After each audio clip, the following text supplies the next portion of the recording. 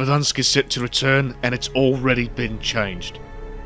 What you're seeing now is the Verdansk that we all know and played on back when Warzone first released. This is a developer snapshot build from Season 3 I recorded just yesterday. Meaning, the version of the map you're viewing here is as OG as it gets. Ziplines are missing, stadiums closed, bunkers aren't open yet, the train and metro tunnels don't exist, and so forth. And though Activision announced last year at Code Next that the map's going to return in 2025, we already have a good glimpse into how it's going to look on the consoles and PC version. The map's already changed. Now I'll explain further in my commentary at the timestamp below, but just note that the current Warzone, Warzone 4, 3, whatever you want to call it, it's on the IW9X engine, and the original Verdansk is on IW8X.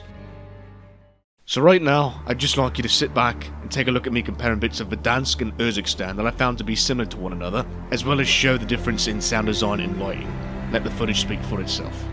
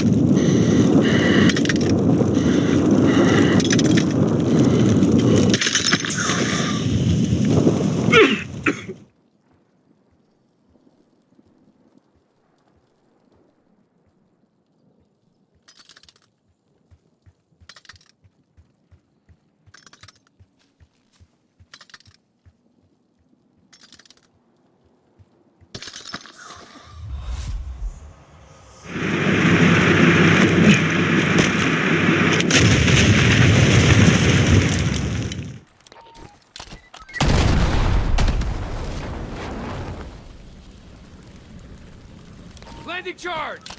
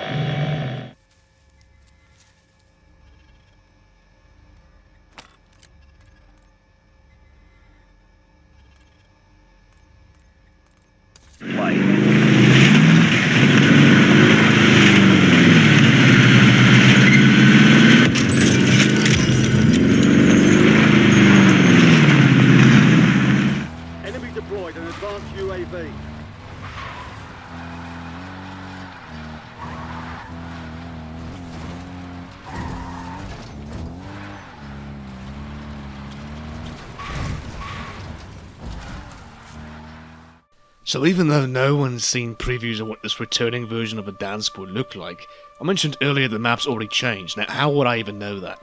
Well, there's two key bits of evidence that depict this being the case. To start with, if we look at Warzone Mobile, right?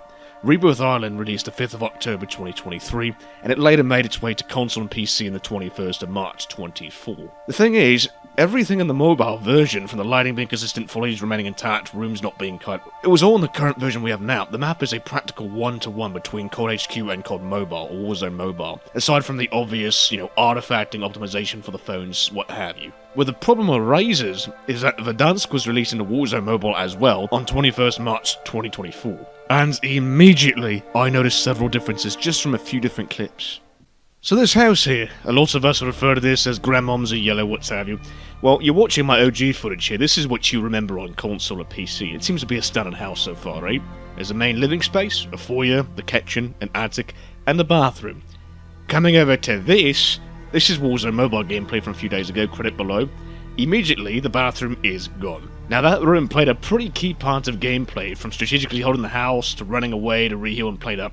Some of you might not think this is a big deal, right? This is just a singular room, right? So how about an entire building that's been remodeled right in the heart of downtown? This was once just a construction site, but in mobile, it's a near fucking full-fledged building.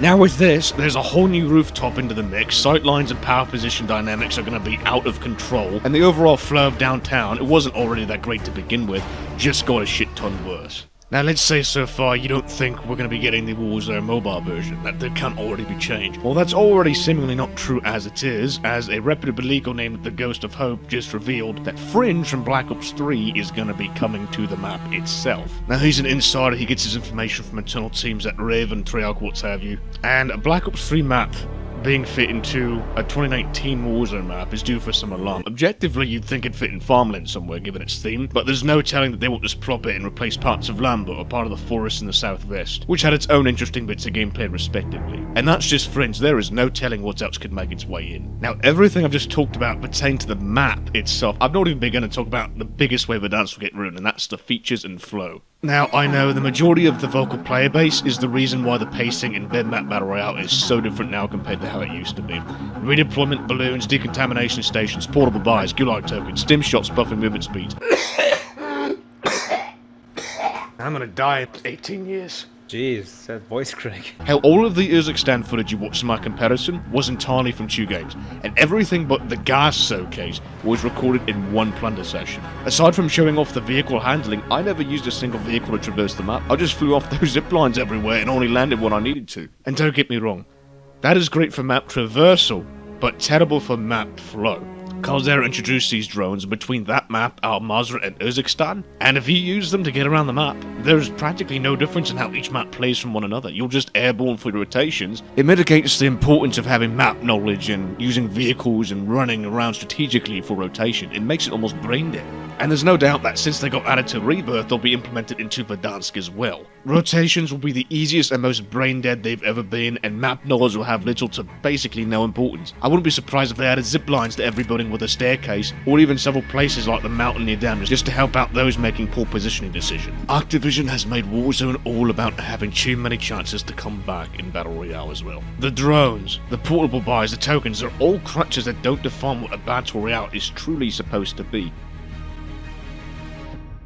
But as content creators became more popular and had more influence in the game, and switching others who'd uninstall the game if they couldn't YY for half a second emerged, we've deviated from how Warzone 1 used to play, and we've transitioned to what seems to be a large-scale pseudo-team deathmatch. And given Activision's care to this group time and time again, I mean, even recently, Season 2 has buffs to movement, and with no changes to EOMM, COD's become less and less of this game that you could just play for fun casually, or just play on the couch and get satisfied and make it to the end with a win. When you come home from working 2 jobs, and you just want to kind of wind down, Call of Duty is probably the last thing many people would consider playing, because who wants to compete in a $1 million face tourney every time you turn on your fucking console? And that's not to say, Steve from accounting, who works a full-time job, shouldn't be dictating how the games run, obviously. But Activision has done such a piss-poor job balancing that sort of player with a sweat. It seems to be more towards the latter than anything else now. And really, at the end of the day, we just have to bide our ties. Our experiences on Warzone 1 can't come close to what we have now. It was just a different era, everyone was inside, people that had never played games before started picking up gaming then. Verdansk as we know it is going to be ruined, and I very much hope and pray I'll be wrong, and maybe it'll play out well, maybe the drones won't be there, but it really seems bleak. This is the last chance to bolster their player count that's been dying tremendously on Steam, Battle.net, PlayStation, and on even Game Pass. And we'll just have to wait and see. Spring 2025 is just around the corner.